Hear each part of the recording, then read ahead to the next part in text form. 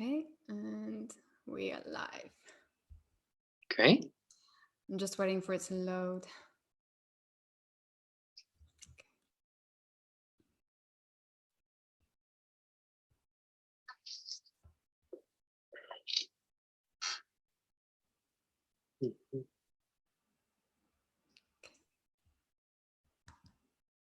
Okay. Right. Hi guys, welcome to Bridging the Realm. Thank you so much for joining me today. I hope you can join me live because this will be an incredible session that you don't want to miss. And as many of you know, today we'll be talking about breathwork and the transformative effects that breathwork can have on our lives. And I'm super excited to be joined by the amazing Richie Bostock, also known as the Breath Guy. He is a leading figure and an evangelist for breathwork, which is the next revolution in health and wellness. He is also a breathwork coach, author, and an influential speaker. And Richie's catalyst journey of breathwork began quite a few years ago, which took him on a life-changing journey that completely shifted his own perspective and beliefs on the potential for human beings. After traveling across 5 continents for a number of years and learning from a number of modern-day masters on breathwork, Richie realized how breathwork can have such a big transformative effect on our physical, emotional, and mental well-being.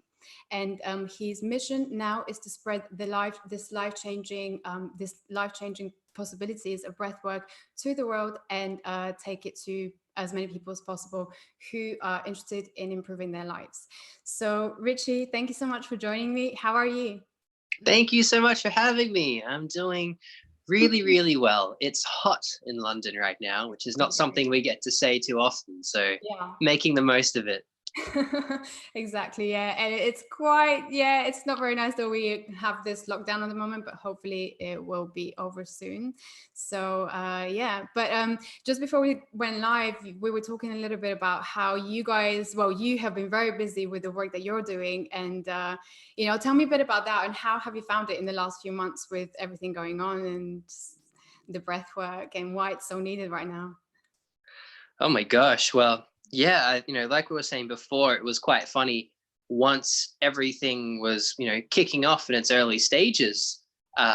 Everyone was talking about, okay, this is the pause that we're going to get. This is the time that we're all going to stop and reflect and do and have more time to ourselves and these kinds of things. And I was like, oh my gosh, that sounds like heaven. I really need that right now. How great is this? And then the work just went like this, and it makes sense though, because when you work in the world of just helping people, with things like physical, mental, emotional, spiritual health and well-being, it's this kind of work is needed now more than ever. So, and because people now have time to be able to do it, where perhaps maybe it got swept to the side for a little bit in replacement for their just normal, day-to-day life, now all of a sudden people have the space to be able to explore more, which, if you can take silver linings out of any situation, is one of the silver linings, I believe, is, I've heard so many stories of people who have tried breathwork for the first time and have gone, in some ways, I'm very happy for this lockdown because I would never have found breathwork otherwise. And not only is this helping me in this moment, but what I'm seeing now is this is something that I've been needing for a long time, and potentially is going to set my life in a completely different trajectory. Yeah. So it's been crazy. It's been very, very busy.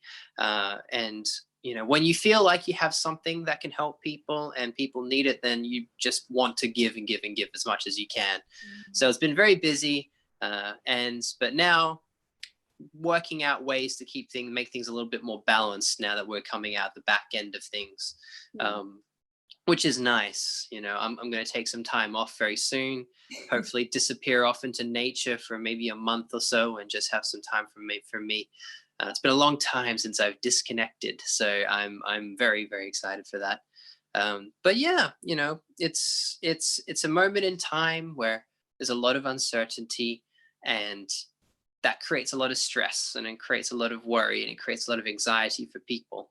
And so people are searching for tools to be able to deal with, to manage, and to understand how they're feeling and create better states for themselves. So it's been a fun few months, I must tell you. Yeah, wow, I can imagine. And you, I mean, you must feel like you've been so prepared for this time that it can't be anymore, you know? I mean, if you know breath work, you're pretty much sorted. It's funny. It's when we run around the circles of people who do all the various healing modalities and that kind of thing, and everyone's like, this is what we've been preparing for our entire life, right? Is getting ready for not just to help others, but to maintain our own kind of state of being, Yeah. So yeah, it's kind of like it feels like a lot of us have kind of banded together to try and hold things up a little bit during this time. And that's really incredible. I mean, I follow quite a few people who do similar work to what you do, and all types of kind of spiritual leaders and things like that. And they're doing incredible work. Like you guys are really, have kind of come together and done this for people who are literally have nothing to turn to, and you guys are there. So it's so amazing to see so many people, giving out their work and just trying to help people as much as they can. So it's been really, really incredible. Just doing that. It's definitely helped me, I know for a fact, in my own journey and going in and trying to figure out what the hell I'm doing with my life. So yeah, and I'm sure a lot of people can relate to that. So it's really I incredible. think I think everybody relates to that, right? It's the question that will never get answered, perhaps, but that's okay. Yeah, totally. Yeah, we'll see. Well, we'll see how everything changes after this. I guess things will be very different from how they used to be, but I guess no one really knows what's going to happen now. So yeah, that'll be one thing. No, but if you can approach that idea with a feeling, less of a feeling of, oh my gosh, it's not going to be the same, and being worried about how things might be worse or different, can you become excited at the idea that maybe things are going to be better? A lot of people will even argue that things weren't working that great beforehand anyway. Yeah. you know Maybe this is almost a line in the sand, pre-COVID, post-COVID world. But I have strongly believe that, with all the work that we're doing as a collective, there's a huge potential to take our world into something that's really beautiful and far better than what we had before. But what that requires is for everyone to, in its most simplest way, relax a little bit and remain positive, remain hopeful, and keep doing the work. That's going to make the big change, right? So, becoming comfortable in the unfamiliar or the uncertain or the unknown, that is, one of the biggest journeys that many people will take in their life. And if they can, start to become friends with the unknown and the uncertainty, and believe that out of something unknown there can be something beautiful that can be born out of it, then life's pretty great. In its most simplest form, I remember I used to work in management consulting back in the day, and I, especially towards the end of my work there, I would remember waking up and getting to work and opening the laptop and just opening up my emails, and then just hit refresh and just think with dread, like, oh my gosh, what's going to be in there, what's going to come in, oh no. But it's amazing what happens, and when you start to perhaps get more in line with what it is that you're supposed to do or what you enjoy doing. And I remember I had this epiphany probably only a few years ago, where I started to get a lot of really fun opportunities and work in what I do now in breath work. And I just had this moment of waking up in the morning, opening my laptop with my cup of coffee and hitting refresh and being like, I'm so excited to see what's in my inbox. Wow. And then it hit me. I'm like, wow, how things change, being excited that something beautiful can be born out of that unknown. Yeah, you're totally right. That's so powerful. And I think everyone knows a time in their life when they felt like that, or they currently still feel like that when they open their computer and they're like, oh my God, I don't want to see it. What's there? But yeah, totally. I mean, I know people have been going through very tough times, some people who have lost their jobs and stuff like that, but people who have had the time to reflect and to be in that inner stillness, you know, this time was gold for us to do this inner reflection. And what do I really want in my life? Where do I want to go? And just have that kind of time to just realign with themselves. So yeah, that was really, really interesting. So tell me about you, and how did your journey begin with all this? Were you always, because you have such an amazing energy about you, so it's so calming, and I'm guessing the breath work probably plays a lot into that as well. But have you Yeah. always, you know, how did this begin for you, and what was it like in the beginning?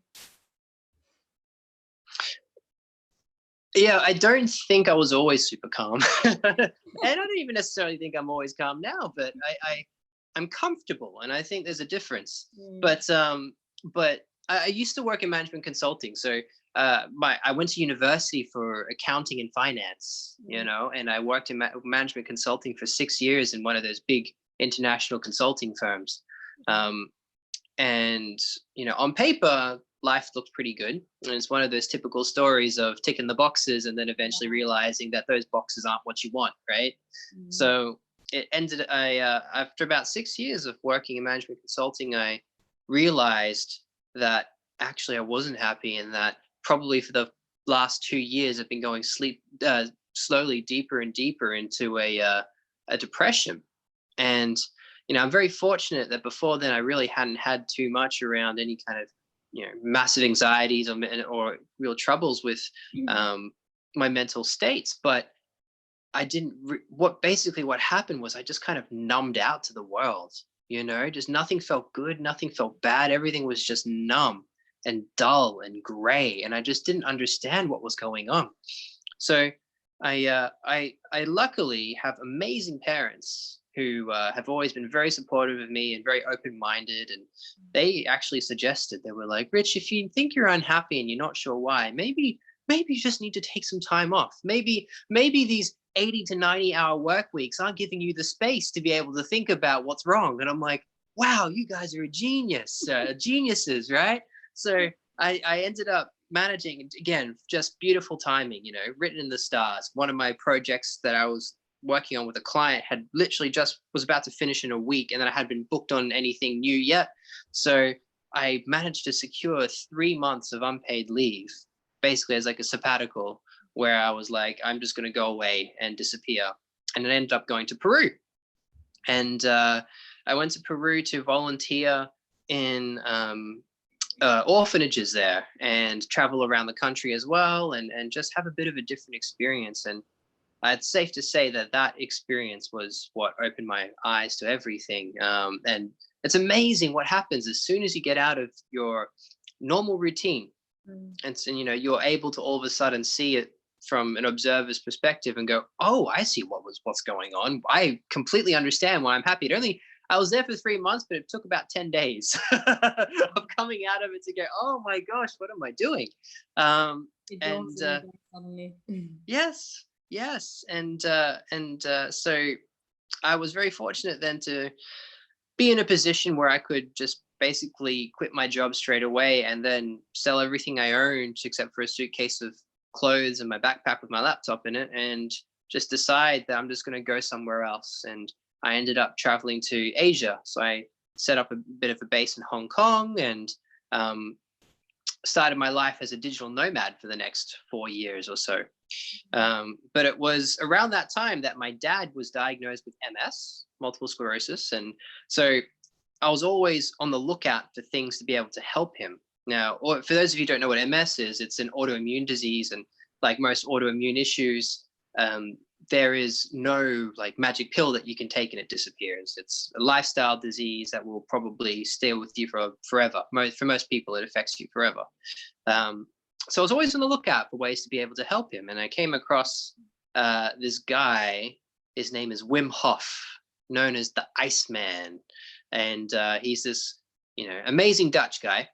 For those of you who don't know who Wim Hof is, and he is called the Iceman because he holds 20 something world records, all related to cold exposure. So things like swimming under ice for the longest distance. He nearly summited Everest just wearing shorts and nothing else.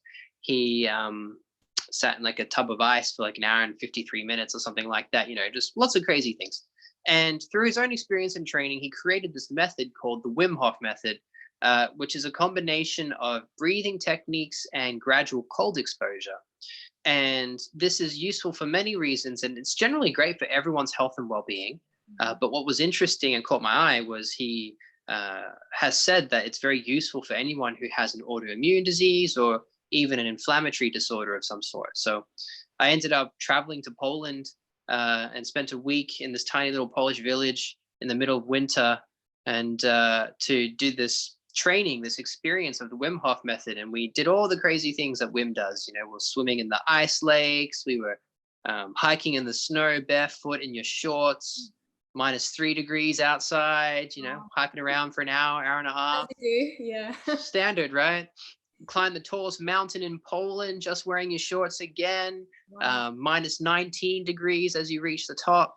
Oh my And, and the amazing thing was there was 20 of us all together. And there were men, there were women, there were older people, younger people, fit people, not so fit people. And no one got as much as a sniffle the entire week of daily crazy cold stuff. Wow. So that really opened my eyes to what's possible for human beings. But the breath work was what really took me, and the breathing experience that we did in Poland just created that seed in my mind of, wow, like you can really make some dramatic and drastic changes to yourself just by breathing in certain ways. And if it's as easy as breathing, then why doesn't everybody know about this? And so I think the seed was planted in that moment. To cut a long story short, I came back home and Dad saw the photos and heard the stories and was like, oh, maybe this is interesting, huh? So fast forward all these years, he does his breathing every day, his cold showers every day, changed his diet as well, which is very, very important. And the progress of his MS completely stopped in his tracks. Wow. So now, so that once I started to see that and then continued to experiment with some of the breathing that I learned in Poland myself, I went, wow, what else is possible with breathing? What is there more to it than just this? Like, surely, Wim's not the only person who's doing stuff with breathing. So then I Googled breathing techniques and then eventually found this term called breathwork. And I went, oh, that sounds weird. What's that? Google breathwork. And then all these sites of all these people came up of people doing all sorts of different things using the breath. So that started about 3.5 years, I think, of traveling all over the world, learning from different people all about breathing. So whether it was breathwork masters, yogis, psychologists, counselors, physiotherapists, university lecturers, doctors,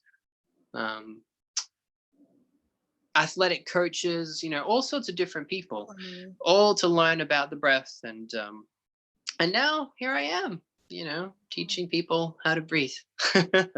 Wow, what a journey that is. I mean, that's such a one of those stories that you hear of people who find their purpose and they just follow it and they just don't care about what happens. It's like, no, this is what I want. And yeah, everything just aligns. Yeah. I'm such a big believer in just following your feet and what feels right and trying not to think about things too much. Although, as human beings, we're really good at thinking about things too much. And that's important sometimes. But when it comes to trying to plan out your life 2 years, 3 years, 5 years in advance of, oh, this is where I want to get, it becomes a bit tricky unless you're really stubborn. But when I was working in management consulting, when I was, in my early 20s, and even as a teenager, I started working when I was 19, I had like a 10-year plan of exactly where it was I wanted to be on this, the corporate ladder, of how much money I wanted to have saved, what houses I wanted to have owned, where I wanted to have traveled to, girlfriend, marriage, baby, like all planned out. And basically by the time I was, 32, I was like king of the world, now instead I live in London and I teach people how to breathe instead of living in Australia as in some consulting firm. So you just never really know. But you just take baby steps. You just take a step forward, what feels right, what feels wrong, pivot, readjust, and then take another step forward. um, and if you can follow your intuition and follow your heart, rather than think about it too much, then you'd actually be surprised at how much quicker you get to a place where you just feel really good about who you are and what it is that you do. Mm. Yeah, totally. That's a excellent tip for anyone who hasn't found their purpose yet. Yeah, no, I completely Mm, agree. Totally agree. That's what I find in my own life. It's the more I try to plan and control everything, the more it just goes to shits, and it's kind of like, okay, I'm just gonna give up now and just do what I do what I want to do, because there's not much else to do. So, and I yeah. think this time is such a good example of that, right? I'm sure Yeah. all of us had our amazing 2020 plans, me even included with that. I have a book coming out towards the end of the year. I was like planning to release an app and all these things. And I was like, okay, these are the things that you do need to kind of set a bit of a plan for. Yeah. And so I had it kind of mapped out as, all right, this is probably what's going to happen. And then obviously now you just take that and throw it in the bin and restart. Yeah. So yeah, we like to feel like we're in control, and if maybe that helps you to sleep at night, that's a good thing. But maybe the sooner you realize that you don't have too much control, and that's okay. In a weird way you do have control, but in a lot of ways you don't. Yeah. um uh yeah, I I think think it's about life being gets more fun. flexible, isn't it? It's kind of like the flexibility of and learning to let go and not hold on to things, so that, oh, this has to happen this way. And yeah, and I think Yeah, breath work actually, funnily enough, kind of relates to that, because it's the physical, ability of kind of letting go, breathing in, letting go, and all that stuff. But yeah. I mean, you're so right. When I teach, we use a style of breath where you use an active, very active inhale and then a very relaxed passive exhale. And so, because your breath is so intimately linked to your nervous system, it means that with every single cycle of breath that you take, you are training your nervous system to be able to do and to be able to be, to make things happen. Big breath in, it's active, it's energetic, and then completely relax and let go and surrender. Exhale, let it out. And it's that balance of the two that you are practicing and perfecting with every breath. And it's tricky. The relaxed exhale. A lot of people, if they think about a relaxed exhale, they think, if I was asking you, oh, do a relaxing exhale now, you would go, okay, be something like this.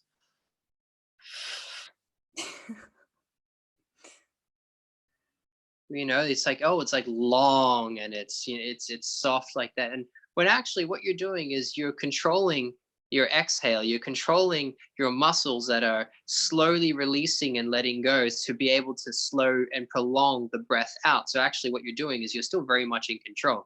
And it's really funny, this is really, really popular with yogis. It's a very common breathing habit with yogis, when so much pranayama is about controlling the exhale, whether it's pushing it out faster or whether it's slowing it down. And so yogis have such a hard time relaxing the exhale. And by relaxing an exhale, I mean, don't control it. Don't do anything. Just let it happen. You step out of the way. So it becomes it's short. It's like a dropping. It's like pulling back an elastic band and letting it go. It's like that.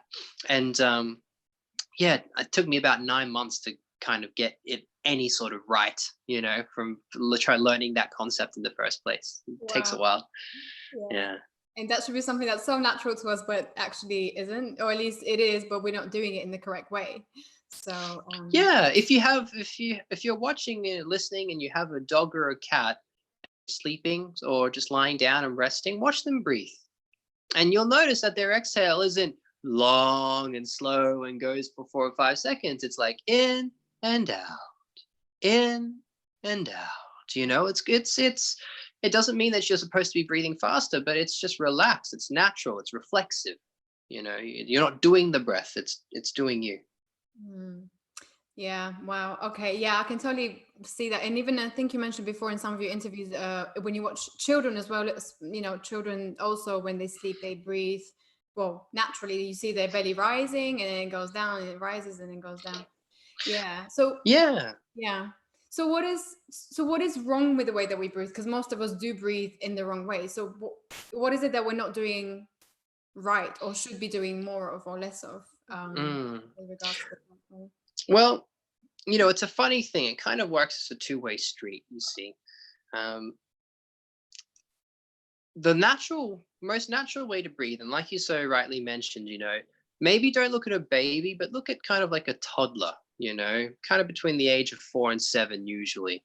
And watch how they breathe, and what you'll see is a natural and expansive breath where there's breath and there's movement in the belly, there's movement through the ribs, and just, maybe a tiny little bit of movement up in the chest. But it mostly happens kind of between your belly button and your nipple line. It's kind of in this area. And if you think about where the diaphragm is, and the diaphragm is our primary breathing muscle. And if you don't know what a diaphragm looks like, which most people actually don't know what a diaphragm looks like, it's this fibrous dome sheet of muscle that connects to the bottom of your ribs and to your spine. And it's a dome like this, and it separates your lungs and your heart from the rest of your digestive organs underneath. So it connects, and it's a separation between, basically, you can think about it as your belly and your chest. And when you inhale, your diaphragm descends gently and spreads out a little bit as well. So this is what causes this expansion through the lower ribs and through the mid ribs in particular. So when you're using your diaphragm correctly, you are seeing the breath move through this part of your body. But what happens for so many people is that this is quite locked down, and instead they're breathing high up into their chest using what we call secondary breathing muscles in the neck, in the shoulders, in the upper chest, upper back.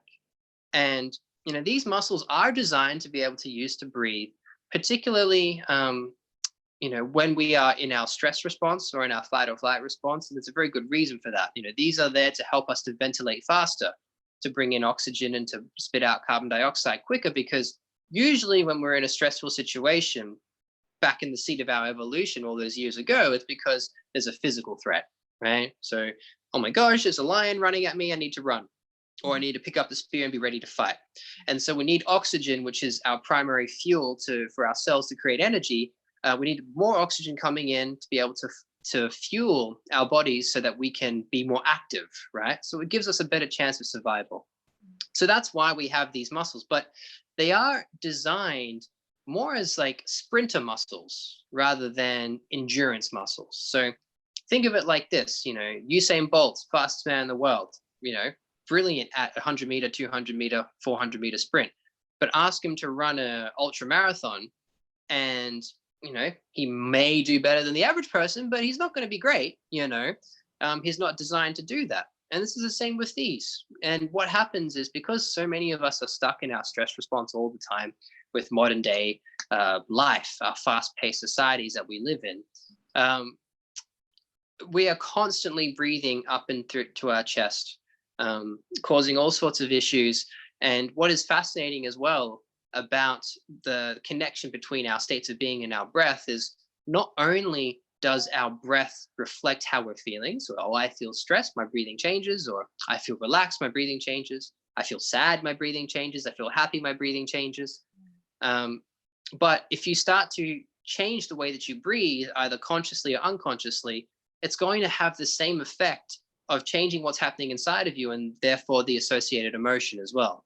So, like, if you took a person who was completely relaxed and taught them, this is how to breathe anxiously, now try this, within 90 seconds to 2 minutes, you could take their blood and you'd see adrenaline and cortisol levels go up. If you were measuring their heart rate, you'd see their heart rate go up. So the body responds to the way that you breathe as well. So let's say that you have a extremely stressful period in your life. Maybe work is crazy for a month, or maybe even in university, you have like exam block, right? And you've just realized that you haven't done any work the entire semester. So now you're cramming for like 3 weeks to try and pass all your exams. Or maybe even you've had a traumatic experience, and that trauma gets stored in the body. And so the body, breathing is a habit, it's a behavior. So if you're feeling stressed for some reason because of an external stimulus, and your body just naturally responds in the right way, and it starts to breathe in a stressful manner, but then that stimulus gets taken away after a period of time, but the body is a fantastic habit forming machine. So that breathing pattern might stay there even if you remove the stimulus. And we kind of see this all the time. Have you ever gone on a holiday, for example? You go to like a beautiful beach or something like that, and then you lie on the beach and you're like, oh, fantastic, some time off, how great is this? And then for the first 3 days you feel restless and you can't stop thinking about work that that maybe should be done. It's because the nervous system is so good at being stuck in a certain place, because you've been in this level of what's called stressor activation for a certain period of time, that it takes time for it to be able to even adjust to come back. Yeah. Same thing, right? So you might be stuck with this breathing habit for the rest of your life. This may be a stressful breathing habit, an anxious breathing habit, a breathing habit born from trauma, and the way we breathe is going to affect what's happening inside of us and affect the way that we feel. So it's really important to become aware and start to learn about your breathing, to see what can it tell you. Is it, first of all, where is the breath moving in my body? When I inhale, can I feel contraction and tension through my neck and shoulders, chest? What direction do my shoulders go when I inhale? What's happening in my belly? Am I bracing? Am I contracting? Am I squeezing? This is called breathing mechanics. And if you can sort out your breathing mechanics and start to build a better habit of breathing in a way that's more conducive for you, then you're taking big steps into improving your overall health, your overall happiness, and even performance, just by changing the way that you breathe, which is pretty cool. And then you can go on to all the different types of breathing techniques that we know about: Wim Hof method, all the integrative styles, rebirthing, transformational breath, holotropic breath work, all the shamanic styles of breathing, pranayama breathing, the Sufi styles of breathing, the Zen Buddhist styles of breathing. Wow. Holy moly. Who knew there were so many ways to breathe, huh? Wow. Yeah. How many is there a specific number that, there's all these different types, or do they just keep coming up new types? I'm not sure if there's like an inventory of them, but what I will say is that so the yogic style of breathwork, pranayama, pretty much has a name for every single way to breathe. You have like your really well-known core set, but then if you look at other texts, they've pretty much named every way to breathe. So like even the Wim Hof method, for example, like technically it's pranayama. And so I don't think anyone's ever tried to take like a full inventory of different schools of ways to breathe. And and you're right, like there are so many new ways that are coming out as well. And usually what's happening is people are just learning something that pre-exists and then just applying their own flavor, or saying, I like this bit of this technique, I like this bit of this technique, let's put them together and see what happens. And if it's good, all right, cool, now we have a new one. And that's evolution, that's normal. So yeah, I don't think anyone's ever done a inventory. Yeah. Wow, it's crazy how many different types what you can create just with using your breath. But yeah, I find it really interesting, especially when you were saying that our breath, is connected to our emotions as well, because every sort of self-healing technique, or at least almost every self-healing technique that I know, starts off with the breath first. First you focus on your breath, and then you do the rest of the steps. So breath is just so important with everything, especially to do with emotions. So what are some of the biggest emotional things that you've seen people be able to shift in themselves through using breath work? Holy moly. I mean, so to paint maybe some context, so you have styles of breath work. If we were to put it on a spectrum, where in its simplest form you have things like breath awareness, where you're just paying attention to your breathing and not really doing it, just being aware of your breath. And then maybe you have short techniques that are 2 to 3 minutes maybe, that you can use throughout your day if you're feeling anxious, to help you to calm you down, or to create energy to help you to sleep, these kinds of things. And then as you go a bit further along in the spectrum, in the middle, you kind of have things like Wim Hof method, Qigong, Sufi styles of breath, Zen Buddhist breath, your pranayama, it's the breathing practices where, you sit down for a certain period of time and you really pay attention and use your breath in certain ways to create some sort of result for yourself. And then in the other end of the spectrum, you have what is generally referred to as integrative styles of breath work, where you are using your breath for longer periods of time, usually between an hour and 2 hours, to make massive shifts in your state of being, usually through either emotional release and integration or through spiritual journeying. And that, so, it can kind of happen at any point throughout this, spectrum, but, it's this lying down and doing heavier, deeper styles of breath, super ventilation styles of breath for longer periods of time that creates these changes in the body to allow certain things to occur, like emotional healing. And what have I seen? I mean, as a general kind of theme that I've seen, the amount of people who I have worked with who, just by going through this process of deeper styles of breath work, and then develop their own self practice as well, who have been able to take themselves off medication, whether it's SSRIs and other anti-anxiety meds or antidepressants, within a matter of weeks.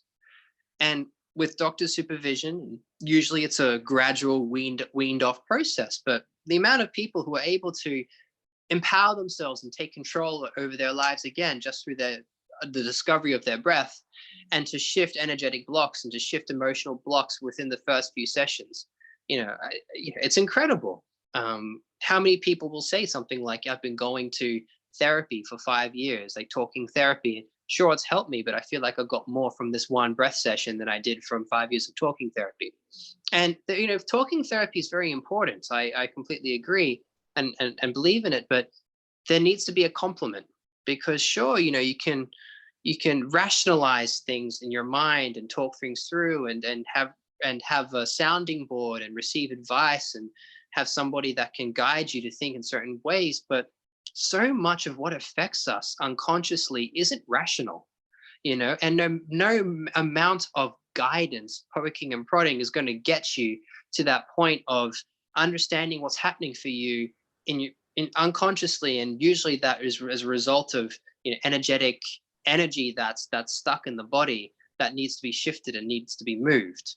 So all these somatic practices that are there now, so things like breath work, somatic experiencing, trauma release exercises, TRE, and then you can look at the other other healing modalities like Reiki and even sound healing and stuff, where it affects you at more at an energetic level. Even massage, certain types of massage. It's so important that you take into account that side as well. I'm trying to think specific examples. I know yeah. You mentioned you were able to release a sort of a childhood trauma or wound when you first started doing that. I think you mentioned something like that. It was years ago. Yeah. So I'm guessing that's what a lot of people work with, because that's what normally is are the points of blocks, isn't it, within us? So most probably that's what you. Yeah, and those will always be the initial layers that we work through, is the emotional hurts and the traumas, or even the micro traumas that have been building up over years, that you have to unlearn. Basically, you have to release and unlearn. I always look at breath work is a process of unfolding, and that's what's so cool about it. Is it's very empowering for the individual, because nothing's being done to you. You are doing something that is already within. It's almost like you are removing the layers that's blocking your light from shining outwards, but it always comes from within. So when you understand how to do it and you feel comfortable to do it, then you have a tool that, when I first started doing breath work, I was doing 45-minute to 1 hour sessions every single day for about, I think, nearly 18 months or something. I got a bit obsessed with it, and I have one of those personalities where I find something I like and I just zone in. Yeah. But yeah, to be able to work through all the various experiences, emotional experiences, and that have had some sort of impact and lasting impact on you. Generally, that's, a lot of the initial layers, and then once you start getting through those layers and your awareness starts to open up a little bit more, then you can start to tap into other things, where you might start to experience things like even collective trauma and have to process collective trauma, yeah, ancestral work, where you start to go down your lineage and understand, oh, I need to clear this because of what's happened in my family from years ago. And you can start to tap into different things over time. Yeah. Wow, that's really powerful. So it's really, I mean, I love the way that you described it, that it's kind of on a scale, you have the kind of the general breath work that we can do in our day-to-day life, which is just to learn to be conscious of our breath and to learn how to breathe properly. And then on the other side of the scale is the very deep stuff, like the trauma release. Yeah. Really, And everything in between. And that's what's so cool about it. It's, what else gives you that level of sovereignty over yourself, like that level of being able to feel empowered in who you are. And it's something that you can use for a minute just to create a bit of energy when you're feeling sleepy, in the late afternoon, where you usually would go for that next espresso, right? But then also it can allow you to like meet God and stuff, so it's what a great tool, right? Yeah, amazing. And yeah, I know some people have referred to, breath in general as the bridge between the spiritual and the physical dimension. So do you kind of see it like that? Do you also see it in that way? Would you? I mean, it's been referred to in like every way. I feel people have said it's the bridge between the mind and the body. It's the bridge between the mind and the spirit. It's a bridge between the spirit and the physical. I think that everyone's kind of put a way about it, but think about it like this, I believe inherently that all of us as human beings have access to, well, we are spiritual beings, right? And therefore we should all have access to that part of us, or that part of we. And it's been demonstrated. You have lots of amazing people in this world who can do incredible things, tap into different dimensions, and to be able to be psychic and speak to the people who have passed. And so we have this inherent ability, I believe. And when you're young, you have this incredibly active imagination, most of us anyway, right? And then how much of that is imagination and how much of that is you just perceiving more than the adults do? But then the adults tell you, you know what, you can't see fairies. You know what, stop being silly. It's time for you to go to school. It's time for you to do really well in your academic life. And that's all well and good, and it's all everyone means well. But I feel like so much of our natural ability and intuition and awareness gets stifled a little bit by the norms of society. Now, what happens with breath work at a very physiological level, when you start to use various breathing techniques, is it starts to downregulate the activity in part of your brain called the prefrontal cortex, which is basically the part of our brain that makes us really smart, that allows us to solve problems, gives us our analytical thinking mind, to be able to do cool podcasts like this, for example, and to have an imagination, and to be able to plan and do all these things, right? But it also holds all the rules and regulations of who we are, what we're supposed to do, what's right and what's wrong.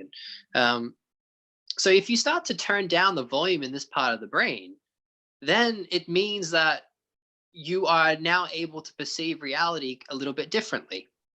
And it's almost like you're taking away some of the blocks or the filters and opening yourself up to a greater consciousness. So when you measure meditators, for example, they have this same phenomenon of this down regulation of the prefrontal cortex. And the same thing happens with breath work.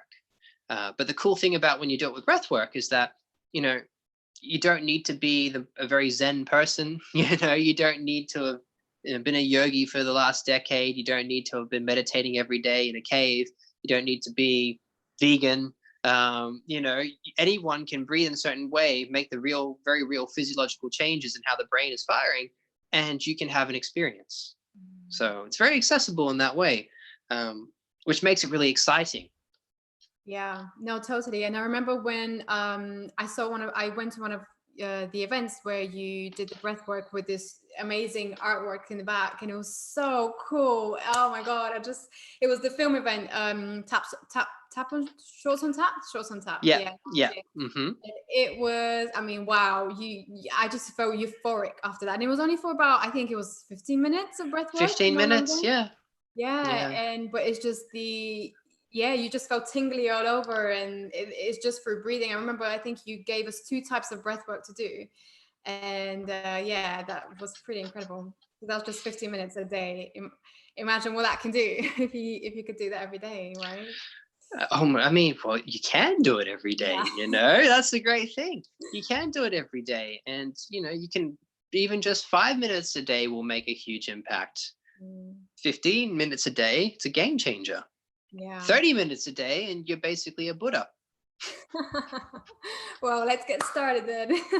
So, tell me about the okay, so in terms of day-to-day just regular breathing, if we were to remember one thing, that is breathe through the belly. So belly breathing more than sort of upper shoulder breathing, right? So I'll put it to you slightly differently. Think about it like this. Many of us will be what we call our vertical breathers, where when we inhale, there's a lot of movement in our chest and neck, and it kind of, the general direction of the breath is like that. Okay. So what you want to become is more of what we call a horizontal breather. So what you can imagine is, let's pretend you have like a tire that you put around your waist, kind of just, you know, around the bottom of your ribs there. And imagine that you're trying, as you inhale, you're trying to inflate this part of your body, your midsection, your lower, and your lower ribs and your belly, so that you are trying to touch the edges of the tire. So front, sides, back. Breathe in and see if you can expand into this space. And what you'll notice is, if you do that correctly, is that this starts to calm down. There isn't such a dramatic movement in your shoulders and your neck, where the breath is, you know, more around this lower ribs area. So that will be step one. And you can, you know, practice this. You know, we have muscle memory, right? So the more that you practice it, then the more chance that it's going to happen for you naturally. So even if it's just taking a minute or two when you wake up in the morning or throughout the day, just to use that focus and imagination, you can even take your hands and put them at the bottom of your ribs and breathe into your hands, just as a bit of a reference to see if you're moving it there. And relax your neck, relax your shoulders, and you'll start to improve your mechanic very quickly. Wow. Okay. Mm. And could you recommend a different type of breath between for morning and night? Is there a specific? Because I know you've described it before. You know, there's some that make you more Mm.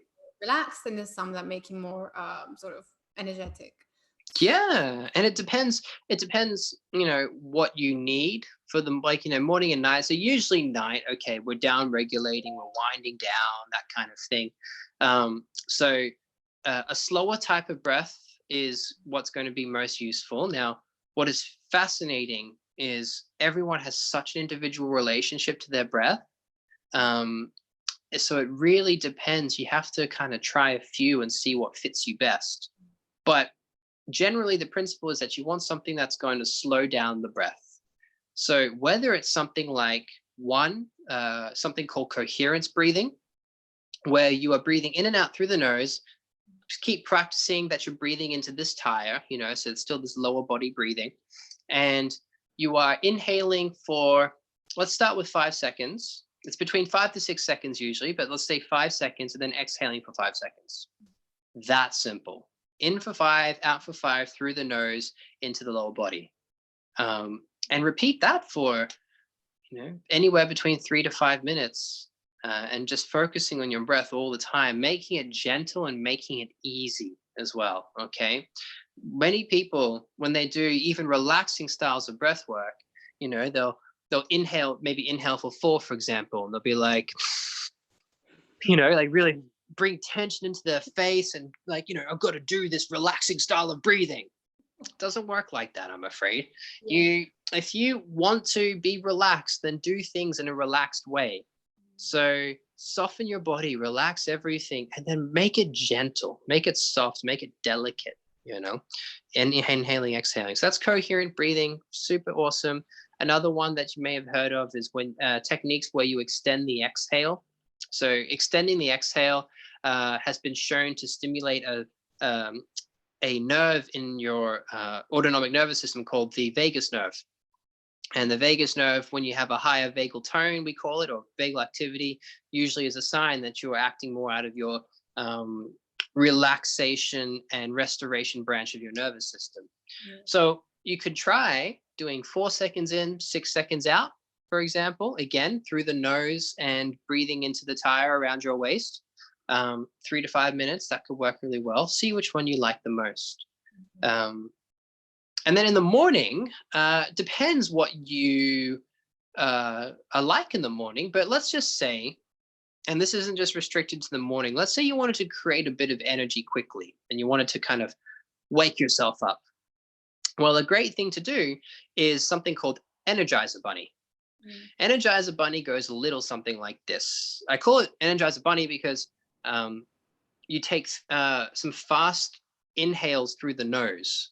And when people do it for the first time, they kind of like that, and they kind of like wiggle their nose around like a bunny rabbit, right? So what it looks like is this: 3 inhales through the nose, progressively filling up your lungs. So you're not exhaling between the inhales, it's in, in, in. And then on the exhale, you sigh out through the mouth. It's like a relaxed sigh. So it'll look something like this.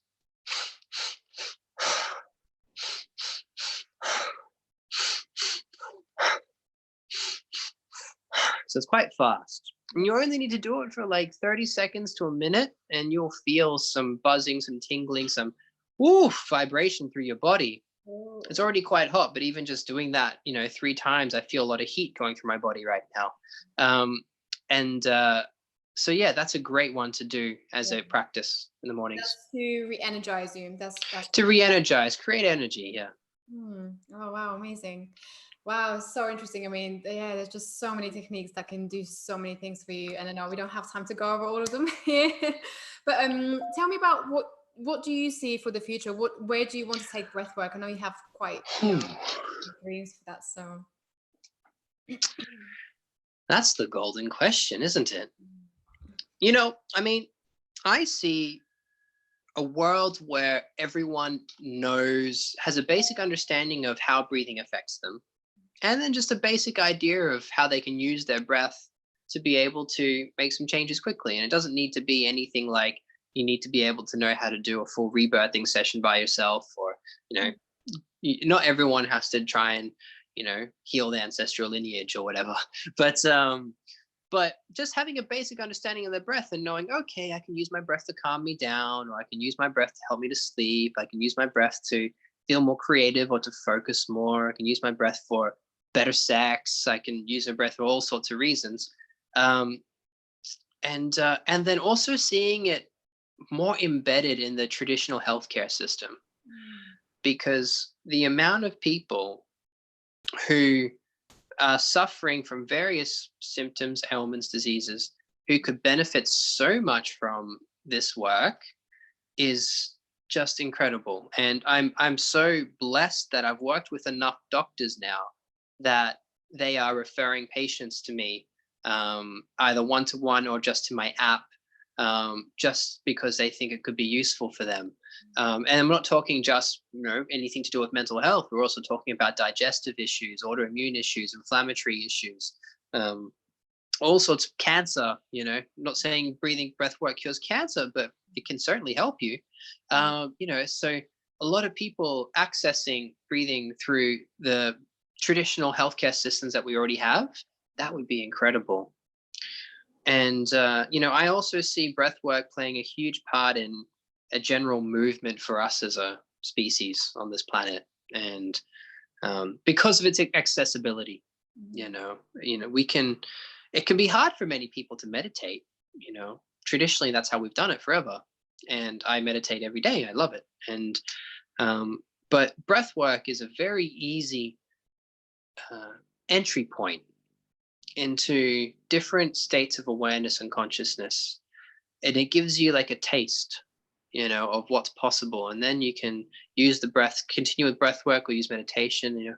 For me, it's the same thing with, if anyone has ever gone down the plant medicine route, it gives you a taste of what's possible, and then the hard work is then, okay, well then how do you make your normal life closer to that, and you don't become reliant on the plant.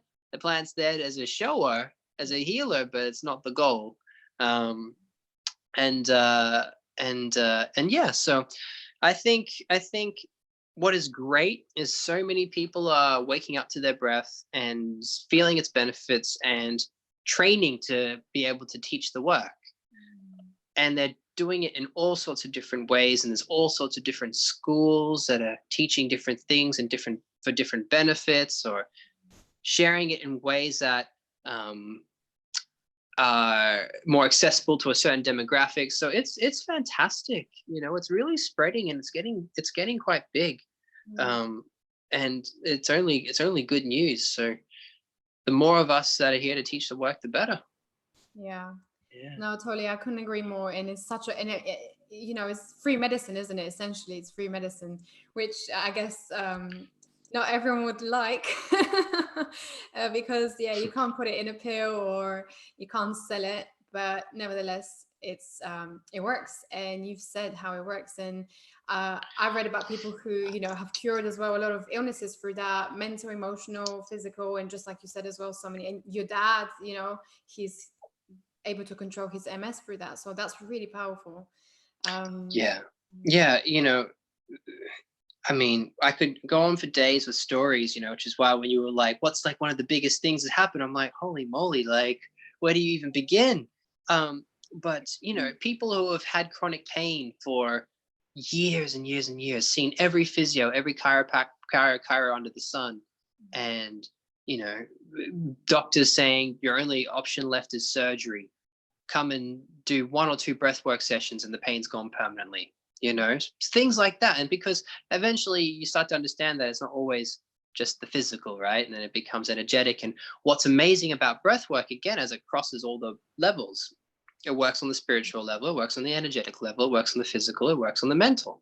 So no matter what your belief system is, you can find a benefit in there for you. Yeah, totally. Yeah, no, it's really powerful, and I hope to see more of it. And it's definitely coming up on my radar a lot, especially this year. I've just been seeing it everywhere, breathwork, and I keep seeing Wim Hof's method, being advertised on Instagram. So like, okay, I have to try this.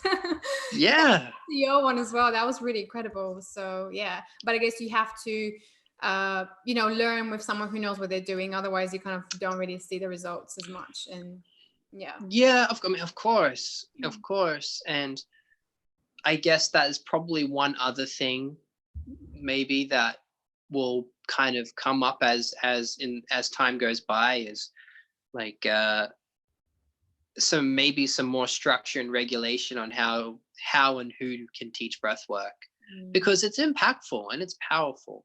And then there are, I don't know, there are some people, schools who if I see the way that they're teaching and I go, I don't know, it just doesn't sit well with me, whether it's like a full online course or that kind of thing where you're teaching people how to teach other people, but they never actually get in front of you. It feels a bit weird in that sense. But it's the same thing with where yoga was back in the day, but when yoga hit the West, it was completely unregulated at first. And now we have all sorts of, alliances and federations and that kind of thing that provide all these different, ways of just making sure that it's all done safely. So I completely agree. You need to learn from somebody that knows what they're doing.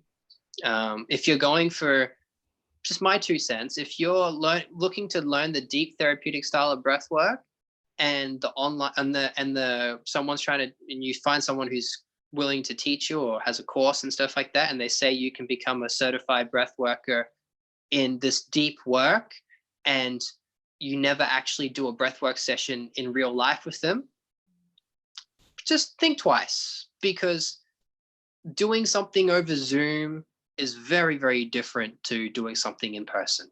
And if you're going to facilitate people in real life, you really need to have experience and training with people with bodies in front of you. It's kind of like, imagine trying to become a massage therapist but never actually touching a human body. Like it doesn't make sense to me. But there's a lot of trainings out there that aren't teaching like the deep integrative work, but more the stuff in the middle. That stuff you can do online for sure. But it's when we're talking about things like the deep emotional work, you've got to be in the presence of people in real life. I feel that's just my opinion. Could be completely wrong, but I think there are a lot of great teachers out there, and if you want the deep work, check out transformational breath, rebirthing, holotropic breath work, biodynamic breath work. Yeah. What's your app called? The one that you have? My app is called FLOURISH. FLOURISH. So if you search for FLOURISH or Richie Bostock on the app stores, you'll see me there. I have all my journeys on there. It's been pretty exciting. We have a nice community of a few thousand people on there now breathing together. So it's a lot of fun. Nice. Is it kind of like, does it happen in sessions, or can you do it whenever you want?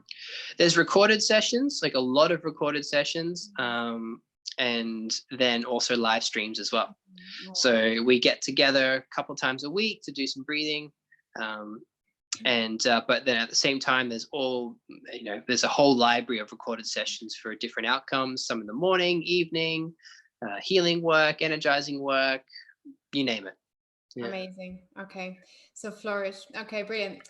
Well, thank you so much, Richie. I know you have to leave soon, but we have I think we have a journey that you've prepared for us, or a technique that you can show everyone. Sure. Well, and before that, is there anything else that you kind of want to say? Any last words on, if anyone wants to remember one thing about breath work, what's it going to be? That's a good question. One thing about breath work, what would it be?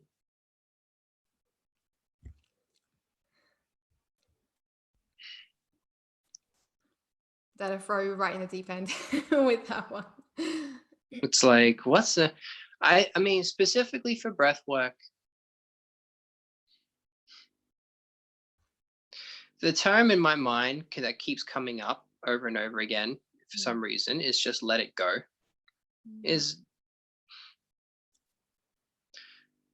set an intention. If you're ever doing a breathwork practice, set an intention for what you want to get out of it, but then just let it go and surrender. The process, the breathwork facilitates a process of unfolding. And the only way that you can really facilitate that unfolding process is just to completely let it all go and surrender, and just let whatever is supposed to happen. Now that might only be more relevant for when we're talking about deeper sessions and that kind of thing, but yeah. No, that's really good. And actually, I wanted to ask, do you ever use affirmations with breath work? Have you tried using affirmations? Absolutely. Yeah, I do use affirmations. They're not usually affirmations of, like, maybe sometimes I'll say things like I am safe, and these kinds of traditional affirmations, but usually I tell stories while people are breathing. And these are just stories, concepts, and teachings, all with a positive suggestion, that people can take in. It's just kind of whatever comes out, really. And again, even when I facilitate, there's an element of just relaxing and letting it all go and just seeing what happens.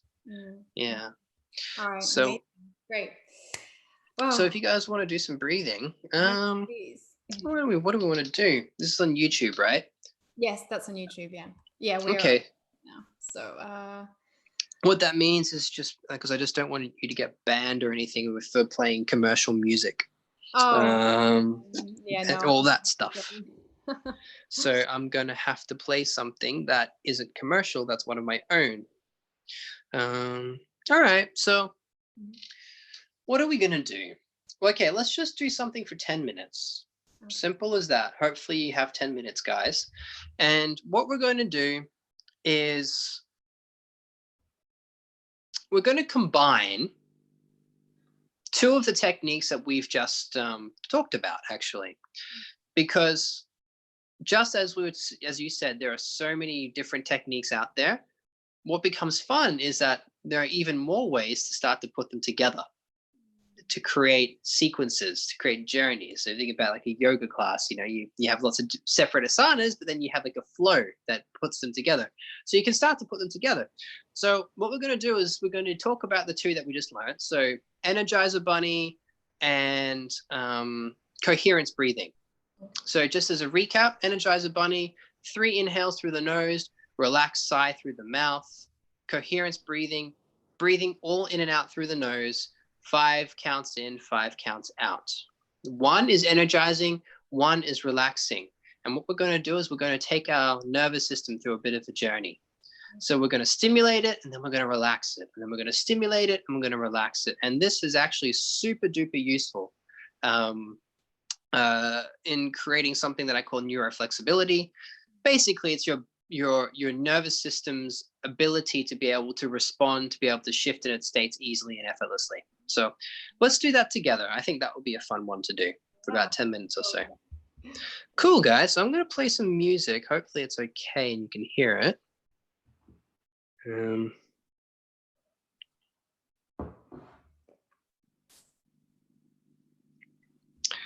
Actually.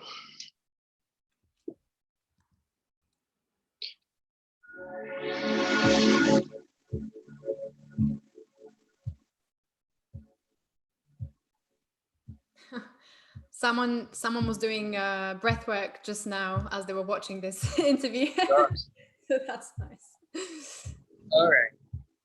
So I'm going to be seated or lying down. Either way, close your eyes, relax. Oh, I'm not sure I can hear you very well with that. One sec. Yeah, it's a bit muted. Yeah, I think. So if I speak like this, is it still going to work? Yeah, that's good. Yeah. Okay. Zoom's a bit funny. Yeah. Anyway, so eyes closed, lying down or seated. We're going to do our Energizer Bunny first. So breathing through the nose, 3 sharp inhales. And by the time you get to the 3rd inhale, your lungs will be pretty close to full. And then sighing out through the mouth. So I invite you now to exhale out. And let's begin together. So through the nose, in, out. In, out. Nose, mouth. Nose, mouth. In, out. In, out. Nose, mouth. Nose, mouth. And keep it going now so you have a pace. And if you're feeling a little lightheaded or a little spacey, just know that's perfectly okay. It's perfectly normal. It's perfectly safe. So just the last couple now. And then finishing the next breath you're on. So exhale out. And now take a nice deep breath in. Fill up those lungs all the way up. Exhale out. Just relax. And hold your breath here for a second. Because soon we're going to go into our coherence breathing, which will be 5 counts in, 5 counts out. The music I'm playing right now has a beat, but maybe you can't hear it, so I will count for you.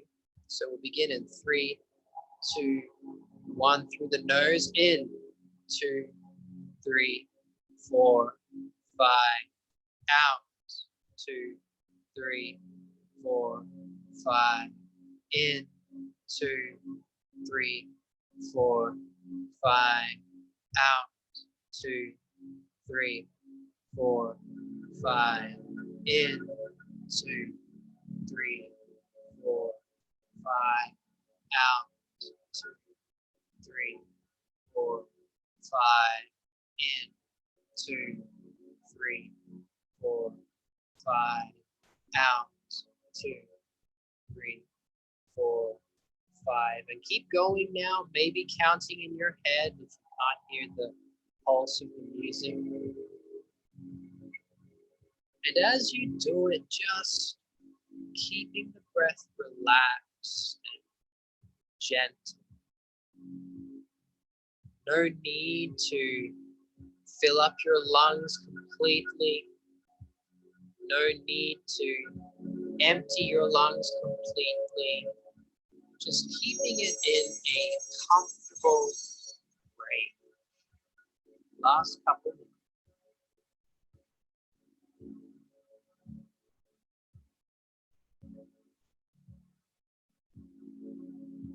And once you've finished your next exhale, just relax, because soon we will go back into our Energizer Bunny breath.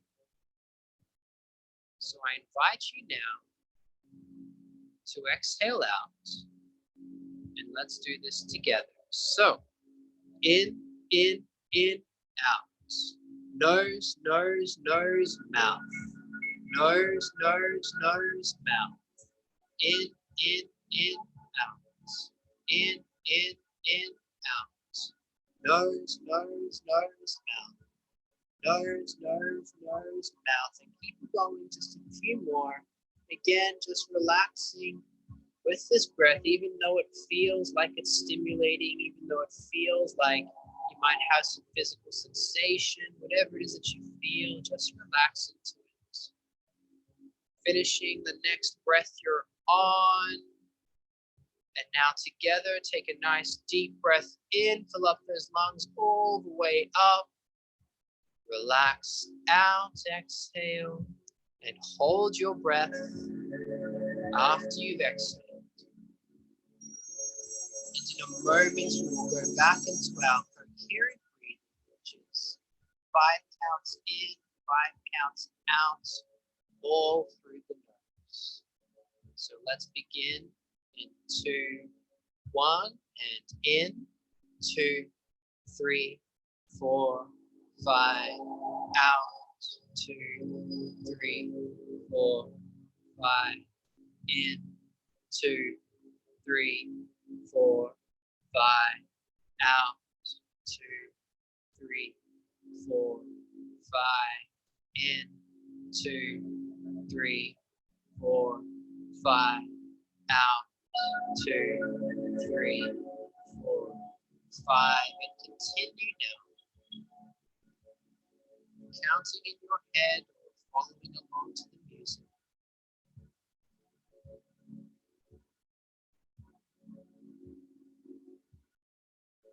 Keeping it soft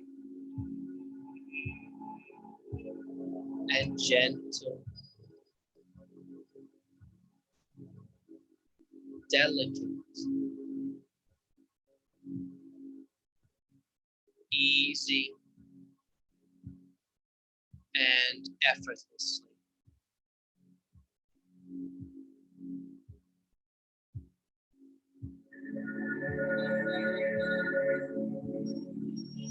When you have finished the next breath, you just relax.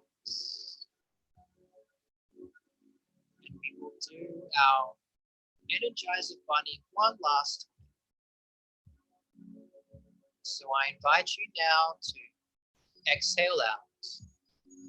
And here we go. Sniff, sniff, sniff, sigh. In, out. Nose, nose, nose, mouth. Nose, nose, nose, mouth. In, out. In, out. In, out.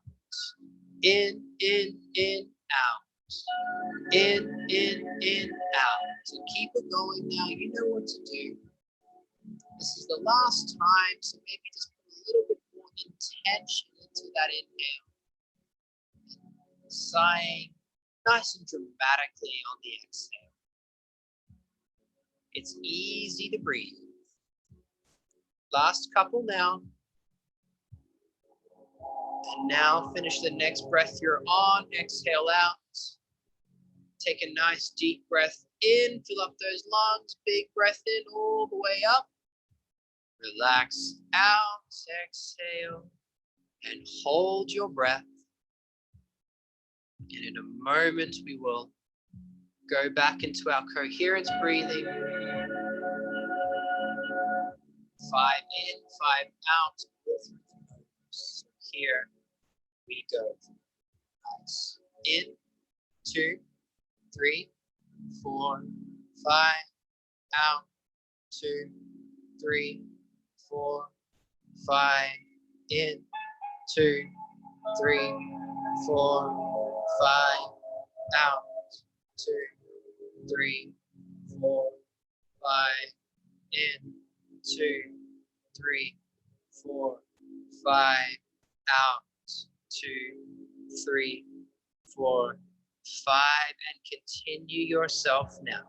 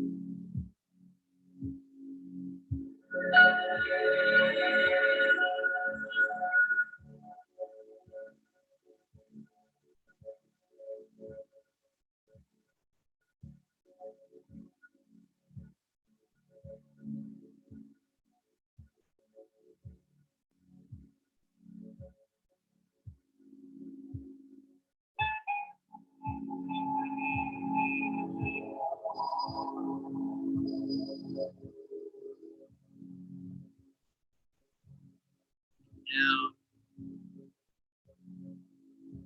finishing the next breath. Just relax.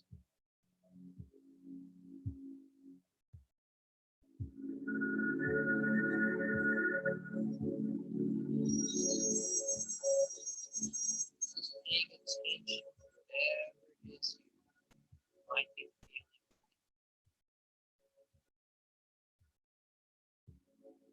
Just becoming aware in your body of any sensation, any feeling.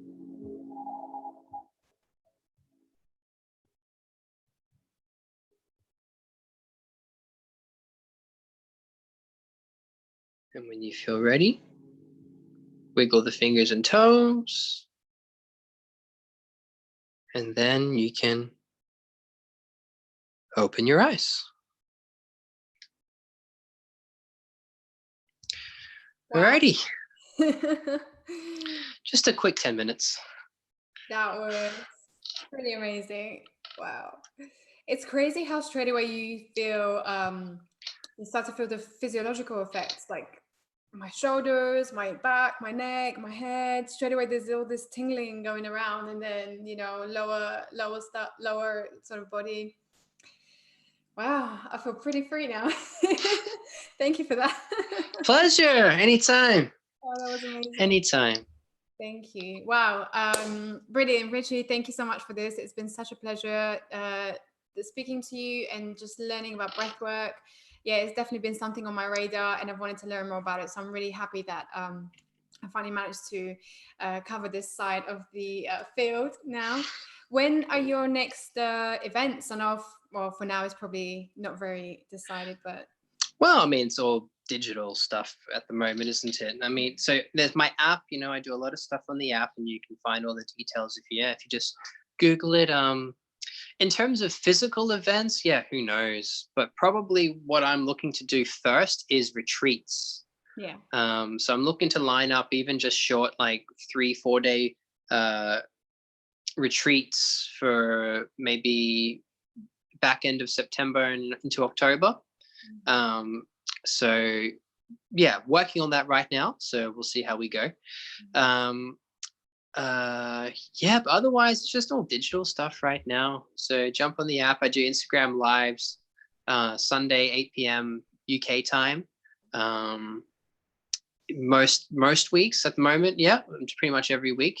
And yeah, I think that's kind of the best way to find me.